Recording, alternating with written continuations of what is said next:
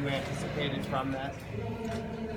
No, not really. I mean, we're just going to play. You know, the league's going to do what they do. We're going to do what we do. We're going to play, and the refs are going to call the game the way they see it, and we're just going to focus on playing hockey. Mike, there were a lot of times, a lot of face-offs, and a lot of times where it was Backstrom's line out there against Crosby's line. Is that a matchup you anticipated, and are you okay with it? Both. It was a match that we anticipated. They won a lot against one another in the regular season. You know, sometimes both coaches are comfortable with the same match, and we're certainly comfortable with that. We've done a fair amount of power against power all year long. We don't always stick with it, but certainly Sid has seen his fair share of playing against the top guys in the league. Would you look to move Sid around a little bit too, to even just get away from it, to get him a different look too? It's a possibility.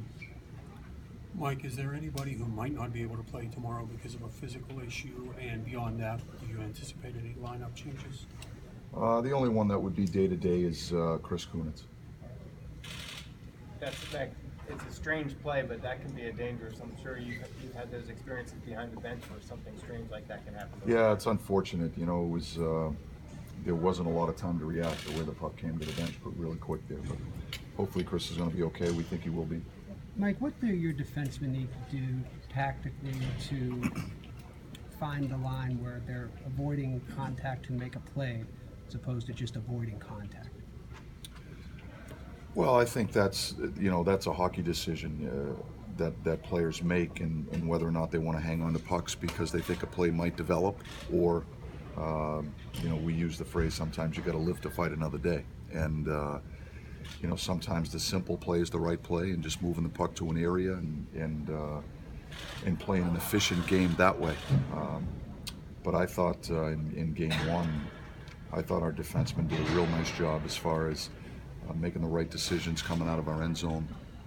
I thought we did a pretty good job breaking out of our end zone. We had some times when we came out clean, and we had some chances off the rush, and other times where we put pucks to areas and we got in foot races. And that's kind of been the mantra of our game here the last couple of months. And obviously we rely on our defensemen. They're a key part of that as far as helping us transition out of our end zone. A couple of the players said a couple of your defensemen, said they thought they could get to the puck quicker. Do you agree with that?